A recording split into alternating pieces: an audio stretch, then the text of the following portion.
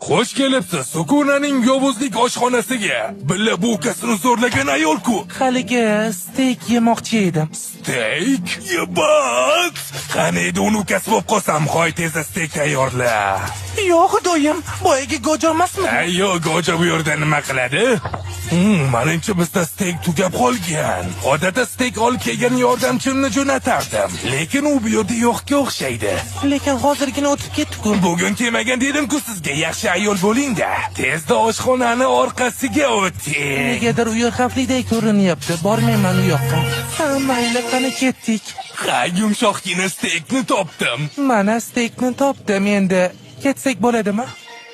Kechirasiz, nega menga bunaqa qarayapsiz? Oh, naqadar ajoyib ayol go'shti. Nimalar deyapsan? Mazali kattagina yumshoqqina Janob, yaqinlashmang. Xudoyim, bu gunohimni o'zing kechirgin. Voy, nima dedim? Qani yo'qol. Orqangni o'gir bo'lmasam kabob apparatim ishlamay qoladi. Nima qildim o'zi? Yovuzlik maqbarasi. Orqa tomondan zarba. Xo'sh, nima xohlaysiz? Steak yemoqchiman. Endi bo'lsa oldingni o'gir. Menyudagi o'zingizda xohlaysizmi? Go'ja steak 50% chegirmada. Bu manmi? So'kingan joylarimiz uchun uzr va yomon xayolga bormanglar.